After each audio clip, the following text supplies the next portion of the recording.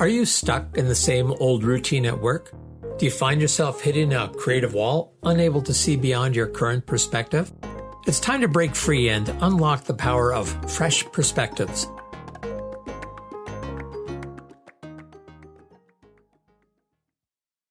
Well, David Gouthro with Discover Fresh Perspectives back once again. And this time I have the pleasure of being with my friend and colleague, Randall Craig. So welcome, Randall. Wonderful to be here. So, Randall, you are one of the most prolific creators of business content that I've ever met. It blows me away.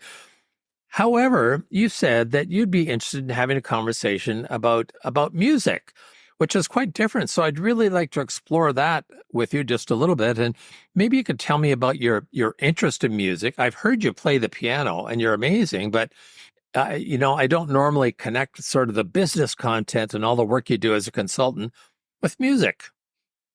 Well, I will say, first of all, that, everybody's got a creative side. Some people are very good at drawing. I'm not. Some people are very good at dance. I'm not. Other people are very good at, you name the creative endeavor, and I'm probably not. But I did find my place in music. In high school, I was in all the bands. In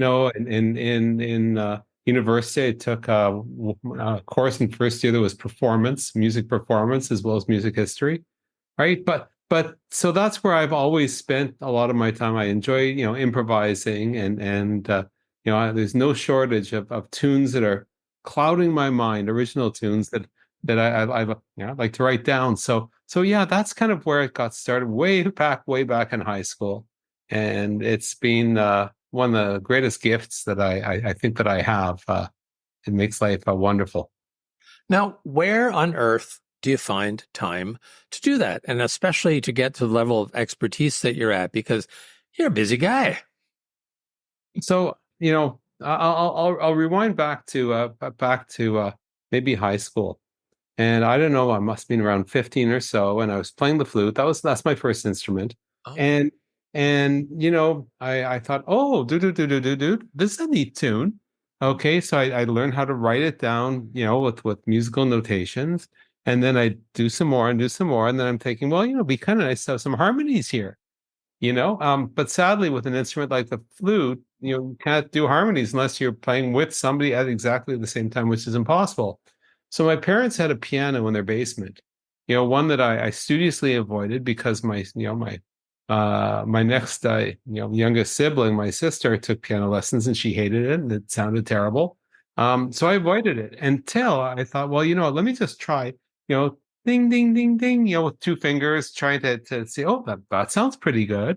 Then, well, what if I played a bass note with another finger, and then two with another, and then, okay, let me try and, tinkle out that melody that I was playing on the flute. And then all of a sudden it was, well, gee, let me try this. Let me try this. So generally speaking, every day I after dinner, I'd go down to the piano. I'd spend a couple hours playing the piano. I learned about chords, I just by hearing them, right? I eventually learned, chord notations, and because I was taking music in high school in the first year of university, obviously I learned about a lot more about music theory and everything, but I never actually had a piano lesson. And I'm completely self-taught, which has got its pros and it's got its cons. The pros are that you don't know what the heck you're doing. Okay, the cons is that you don't know what the heck you're doing, and unlike other people who practice scales for hours and hours and hours and hours, I skipped over that. So when I became a little bit more serious about what I'm trying to do with music, I had to sort of go back and I had to try and teach myself scales and teach myself proper hand positioning and all that kind of stuff. I didn't take lessons. Maybe that was foolish, but I'm a busy guy in my work day job, so there really wasn't time for that. But I would find myself, for example, if I've got a business trip, almost every hotel has got pianos.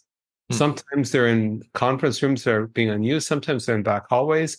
The better hotels have them actually in the lobby, right? And usually I would get a chance to, rather than sitting in the bar at night by myself, after all my prep for the next day was done, I would just go to the piano and I would spend some time there. So it's been a constant companion. And you find that, when some people are spending all their extra time watching TV, or other people are spending their time doing other things that are perhaps, for them valuable. For me, sitting down in front of a piano it was a great undiscovered world that the more you learn, the more you realize that there's yet still more to be discovered. So, just to put a little bit of this in context, could you just describe briefly what the work is that you do when you're not playing the piano? Yeah, so I've built. I'm a long time management consultant. Started at KPMG, eventually left there to start my own company, which I grew. Eventually sold it to an American public company. Um, Started another company, sold that. Along the way, I've written 8 books. I've built I'm a professional speaker. I speak, all over North America, typically on growing your business and strategy and the like. I'm actually being inducted into the Canadian Speaking Hall of Fame, as I think you know, David, very well. But what my day job is, just by way of background, what my day job is really three things. I'm speaking to groups, typically about business growth and marketing strategy and digital. The second thing I do is I work with CEOs, helping them figure out how to scale their companies. So most successful entrepreneurs, they build a company to a certain point. They know what they know, but getting to the next level, they don't know what they don't know. So I can fill in the blanks, and I've got like thousands of resources, literally thousands of resources that are available to them. And I've got retainer clients, mostly in the United States, a couple in Canada and one in the UK. So that's the second part of my business. The third part of my business is we built something called the Brain Trust Professional Institute, which is entrepreneurial training and courses and impact programs for entrepreneurial leaders and their teams. So that's where we deliver a combination of presentations, coaching. We've got a whole bunch of courses online, etc., along with impact meetings and facilitation and a whole package, if you will, so that everyone in the organization gets the same message, but at different levels and different modes of communication. So that's probably a very poor description of the Brain Trust Professional Institute, but that's kind of what we do. So we partner with associations and organizations who are looking to offer that kind of thing to their employees or to their members. So thank you for that, Randall. I just wanted people to get a sense of what it is that you do during the day, and you have time to do music. And now I think you said you've just created a work of art. Well, I just woke up and decided to write a Broadway style musical. Heck, David, I'm sure most people can do that. You wake up and why don't we just do this? Yeah, so you see, I that's the output, but that's not the journey. And the journey is a fascinating one. It's a scary one for me, okay, in a certain sense, but it's pretty amazing, actually, pretty amazing. Well, tell me. So I'm surprised that you say it's scary because it sounded like everything you were doing is kind of you're doing it on your own time in your own way. So what part of that was scary for you? So, David, because we're friends, you kind of know a little bit more about me than perhaps all of our listeners. But to rewind back to 2017, I'm literally traveling across the country.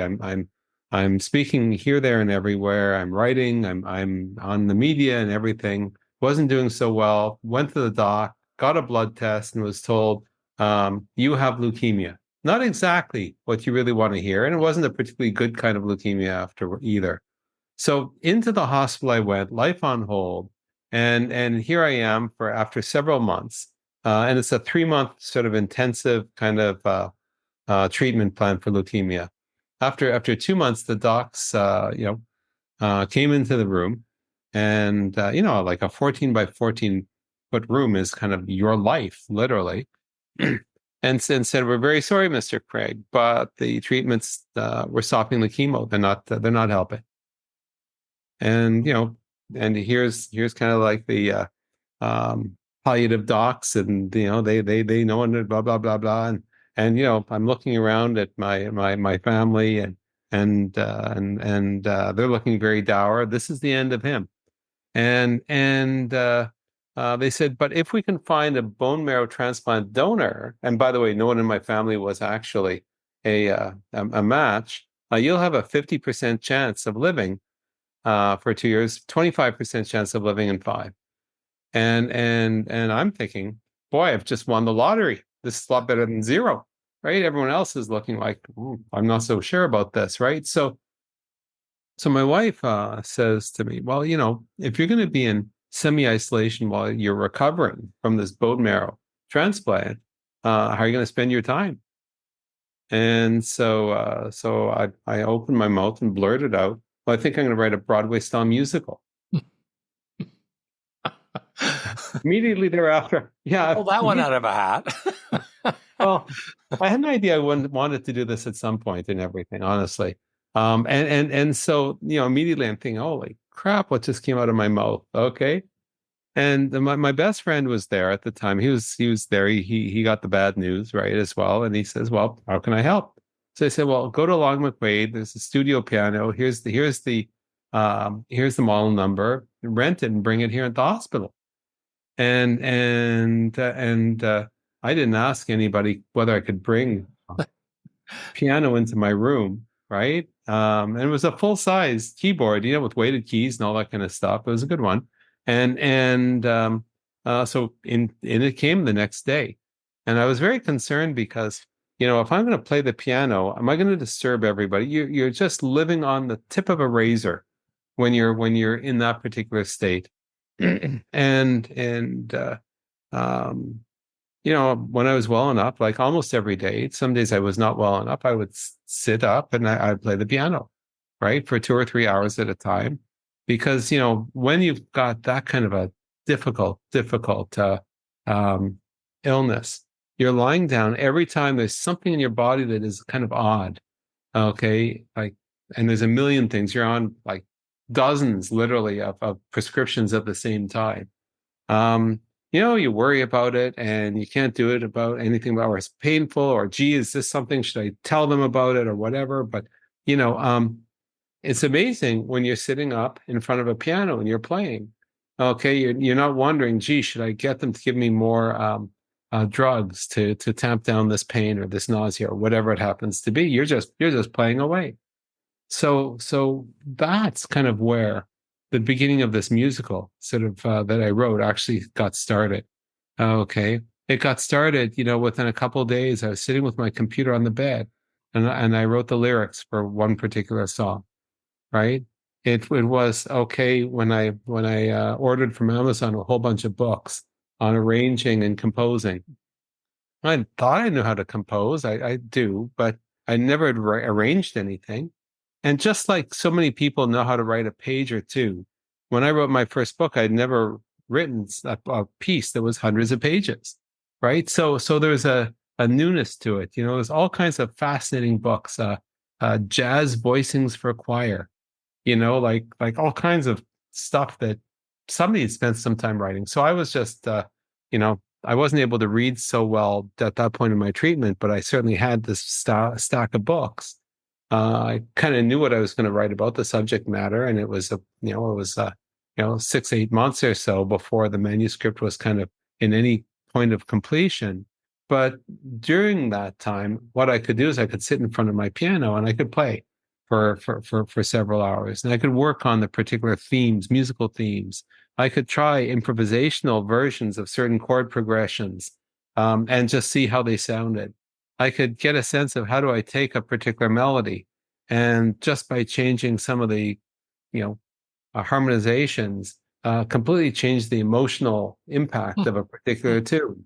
Okay, or how I use rhythm or other kinds of musical rudiments to change what might have been very boring or might have been very average to something that where there's this little twist that causes people to say, "Yeah, I remember that," or "Gee, it sounds good," or it synchronizes with the words. so that's kind of where this musical got started, and um, you know, um, right now where it's not been on a stage yet, as of the time and date of this recording, but we're pitching it right now, literally to theaters, to theater groups. I think that's incredible. What an incredible story. And it's about, it's much about making the most of what you have, right? And not just being a victim of your circumstance, but taking something and making something incredible out of it. I think it's an amazing story. It is. It's fascinating. I look back now and think, was that really me? You know, but the truth of the matter is when I went into that hospital, I thought, wouldn't it be an interesting thing to watch all the James Bond movies in chronological sequence, right? So yeah, so I did that too. That did not inform my music making, by the way.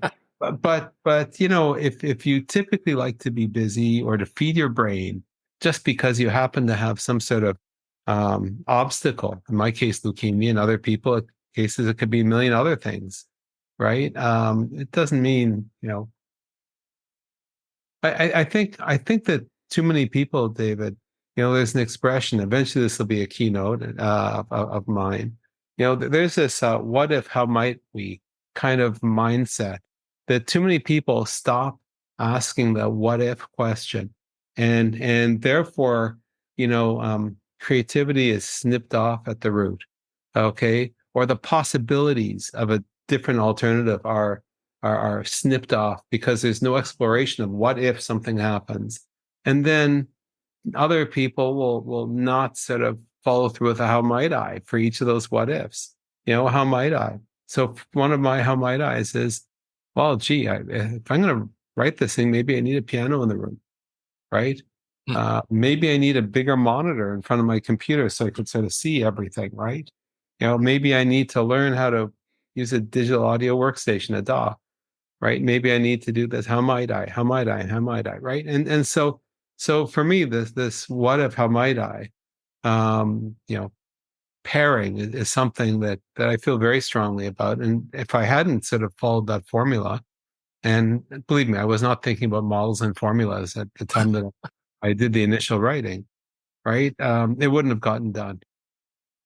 I know that I have a slightly different way of expressing it. When an opportunity comes up, it's different than creating an opportunity, which is what you did. But sometimes opportunities present themselves to you, and I take a why not approach. But then don't look for the answer to that question. Just dive in and do it. Sort of like this podcast. Why not? If I said why, I'd get into my head and do all these things about am I going to monetize it? How am I going to do it? All those kinds of things. But why not? Why not? So And then, yeah, just So dive in in. some of my facilitation, I don't actually use what if, how might I? Okay, or how might we? There's actually a one in the middle. It's which I neglected to say because you want to be short and sweet on these kinds of conversations. No, it's what if, what's stopping me, and how might we? And that's very similar to your why not? Because sometimes when people, there's always a group of people, and you've done, a million times more facilitation than me, David. There's always a group of people who feel that their contribution to a successful outcome is driven by their ability to identify the one thing that will prevent the whole shebang from actually working. And therefore, they see it as their personal mission to be able to say, it won't work because of this, it won't work because of that, and it won't work. And so by doing this, what if, what's stopping us, how might we? All of a sudden, we give those people some space. Okay. And by giving them the space and being able to address some of those, all of a sudden there's a lot more buy-in when the question of how might we moves to, okay, so now let's do something. Let's choose what to do. So Yeah, I was having a chat with a friend of mine the other day, and I can't remember the book that this came out of. I know that I ordered it though. And it was something along the lines of when you're stuck, what's one action you can take that won't make things worse? And I just love that, right? It's like, get off your butt and do something because then the possibilities open up. And I remember, I think it was Jim Collins was talking about uh, when he was doing some rock climbing. It says, from the bottom of the rock face, you can't see all the different holds. But when you're on the rock face, first of all, you're committed and you see things differently. You see things differently. You don't have to have the whole thing planned out. Now, there's so many people that think you should, and you have to have the whole thing planned out. I've talked to some project managers and I've asked them, have you ever done a project that turned out exactly the way that you planned it? Nope. Never. Nope. No, not once. Why do we make that so darn important? Yeah, I love it. What's that one thing you can do that won't make it worse? Thank you, Jim Collins. Well, he wasn't the one that said that, but he was the Sorry, rock bye, guy. But David. when I get that other one, I'll send it to you. Yeah. So, so go ahead. Well, you go ahead.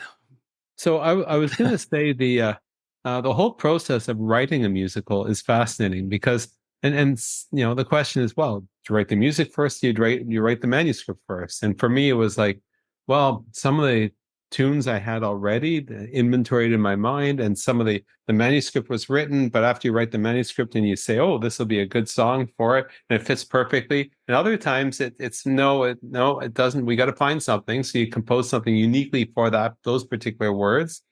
And sometimes there's a challenge. Late one night, I was in front of the piano, and my musical, Who is Esther? There's almost every song is a diverse. Um, it's got a diverse musical style. And my wife walks in and she says, you don't even have any you don't have any funk. There's no funk.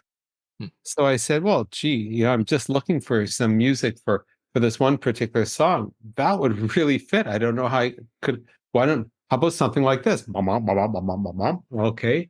And, and she said, yeah, that looks about right. So I said, okay, let me work with it. And anyway, it's become one of my favorite songs in the entire musical. So, when somebody gives you a challenge, so that's on the music side. On the well, let me tell you, when I finished in the first draft, and understand, David, I've written 8 books. Okay. I do a ton of writing. Okay. When I finished the first draft, okay, it was not really the first draft because, of course, I'd edited and edited. Mhm. I thought it was the best thing ever. And I'd met some, I'd spoken to a bunch of people who gave me some feedback that I thought was really good. So I incorporated it. And then I thought it was really, really good and ready for prime time. So I met somebody in the music side who said, my husband teaches musical theater writing at one of the colleges. Hmm. You should meet with him because it's this and more voices and everything. So I said, fantastic. So great conversation. I said to him, I'm not registering for your class. It's kind of not what I'm interested in, but I'd love to get some feedback on the manuscript. He says, well, you're lucky you. I actually do that. Uh, I said, not a problem. And he told me how much and that was fine with me. So manuscript goes off and I'm thinking, okay, so I know nothing about musical theater. I know nothing about theater other than I enjoy going to it. I'm sure that when he gets the manuscript, he's going to tell me to, this doesn't rhyme properly, and format the pages these particular ways, and gee, this song seems a little short and everything, and then I'll, abracadabra, deal with it, and we'll have a perfect manuscript that I could start to, you know. So unfortunately, that's not the way the cookie crumbles. He comes back with very, very, very um, irritating feedback. Um, he would say, "Well, when the protagonist Esther is singing about such and such, what was it in her past that would make her think that way?" Hmm. Gee, Randall, do you think the audience would have a better sense if Mr. Virius and Mo, if you explored the relationship a bit more, you know? Wow. Gee, Randall, how might you make the such and such character grittier and more dimension to that character? What are the ways that you can make that character's words just sing off the page? We need more grit. How would you do that? And he's going on, and there's like, I don't know, 60 or 70 comments of that nature. And I'm thinking, damn it, he's right. Every single one of them, which is why it was so irritating.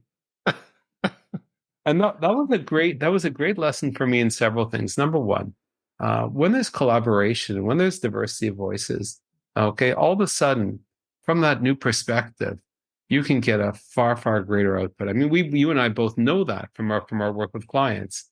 But here it is, Doctor Heal Thyself, right? And his particular feedback was absolutely instrumental. I chucked some songs, I wrote new songs, I changed the order, I cut an entire scene, like all kinds of stuff because his comments were that good. So of course, when you have somebody who gives you such gold, you go back to him and you say, well, can we rinse and repeat? Can we do it again? And he says, yeah, not a problem. Okay, so we did it again. His feedback was far, far more positive in terms of there weren't 60 very tough questions. He felt that I incorporated pretty much everything that he suggested.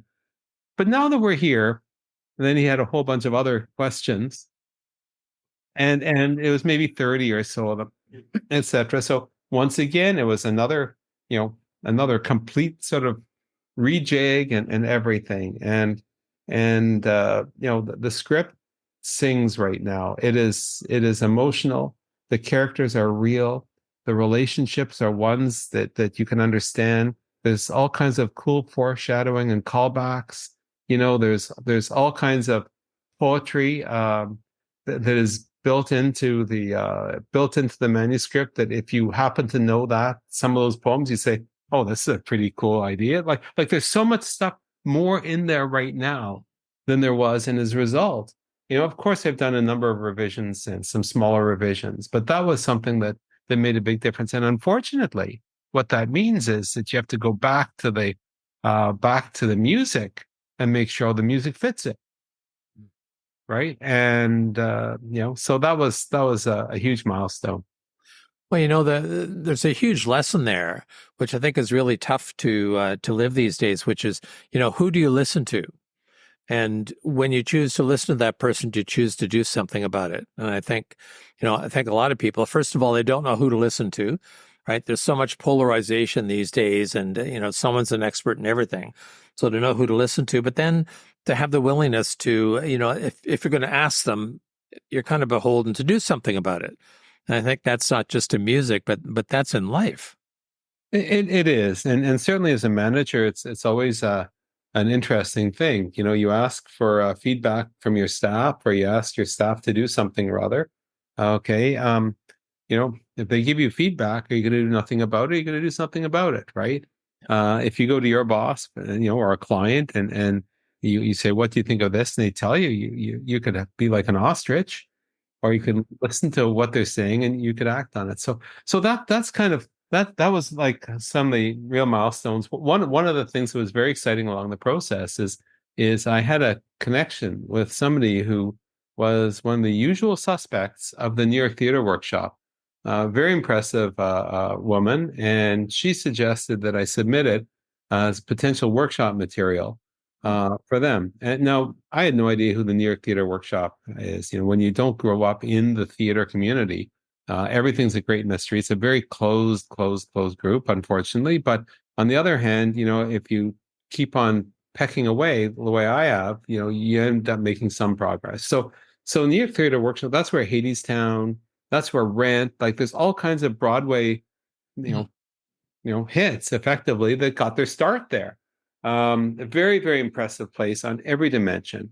And so I made a submission, which included, a few of the songs, and they asked for a whole bunch of stuff. It took a lot of time, and it was a great exercise to do, actually. And of course, after that, crickets. Okay, crickets. Okay, no feedback, no Oh, acknowledgement, really, beyond anything.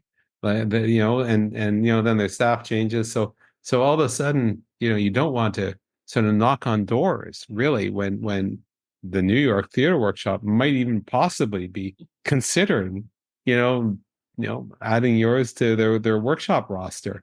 So what the heck do you do? right? And so I was in a bit of a holding pattern. Of course, I make little tweaks to the script and tweaks the music and everything. And then became obvious that they either lost my submission, or it was so bad in their views that they didn't think it was worthwhile. And, or frankly, there's other people that might have been more deserving, right? Or more likely to be successful. I was very interested to find out that that somebody, who got the prime spot for the workshops was something backed by Steven Spielberg. Oh, So so I'm not quite at, my good friend Steven's quite level, okay, right? And no doubt everything that he touches is going to be successful. He's so talented. But that's the level of competition. So I thought, okay, so back to drawing board. Okay, so here we are, like in late 2023, we spent several days in the studio. We auditioned, rehearsed, and then had professional musicians come at the studio to sing all the songs, and really the last couple, month and a half too, it's been like every moment of my time doing the post production and the vocal tuning and some of the, we had a multi-camera video set up in the studio as well. So putting them all together as videos, each of the songs, so that when we're now knocking on doors with um, potential theater groups, and they're saying, well, sure, we get a million of these manuscripts here. But all of a sudden, if you go to whoisesther.com, our website, you could see the design, the branding, everything is there, right? If they'll be given, a particular theater group will given a particular, private URL, and here's the video of the whole thing. If you want to watch it, if you want 15 song snippets in 6 minutes, well, here's the video for that. Get a sense of the whole thing, right? And so really, the last number of months, we're um, we're recording this at the end of January. Last several months, it's been really nose the grindstone trying to get all this video produced and the audio files ready, and it's great learning for me. It's fun as anything, right? But this is the side project beyond my day job, right? wow. This has been absolutely fascinating. Understanding more of the process, the revisions, and the things like that, and deciding to take the bull by the horns. As they say, to create a wonderful, masterful work that I'm sure you're very proud of, Randall. It's I know I would be if I'd created something like that. So I remember, I can't remember who it was. Okay. No, I do remember who it was. It was in high school, and there was a choir, and somebody was saying, oh, she was so excited about being in the choir. Okay. And she always wanted to stand between these two particular people. And I never could understand exactly what the heck was going on. So it turns out she loved music, but she couldn't sing. Oh, She couldn't carry a tune. It was a terrible voice, etc. And as a result of that, she always wanted to stand right between the two strongest singers when the choir would sing.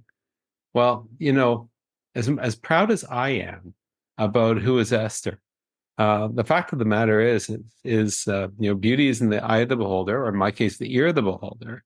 And whether it's successful or not, or whether it just gives somebody joy to listen to some of the music, um, is a function of their taste and not my not my capability, right? So you might listen to it even say, "Oh my God, this is terrible," but gee, good for Randall for doing it. Or you could let's listen to it and say, this actually is. I'm humming this the next day, right? And gee, the next week I can't get this tune out of my head, which is, my hope. Okay, but I just encourage you to go and listen. It's a fun kind of thing. so I can actually listen to it. It's online now. If you go to, yes, you can go and listen to 15 song snippets in 6 minutes at whoisesther.com, right? And you could do that right now, and you could find out more about the backstory, and there's a bunch of blog posts and other fun stuff, right? But no, you can actually go there right now to listen to the music. And If anybody is listening and wants to hear the whole thing, send me a very nice email saying, by the way, is there a little hidden URL, Randall, where I can actually watch the whole thing? And the answer would be absolutely. Let me know who you are, and I'd love to share that, but just privately. So I will make sure those are in those contact, and all that information is in the show notes. And I'd like to thank you very much for your time today, Randall. I mean, this has been, I've just absolutely loved this and learning more and making me think about some of the things that I do as well. So, David Gouthro, Discover Fresh Perspectives here with Randall Craig today. And let's just see what the next one holds. But for now, let's thoroughly enjoy this one. Thank you very much, Randall. Subscribe now, because on Fresh Perspectives, every episode is an opportunity to explore new horizons and redefine what's achievable.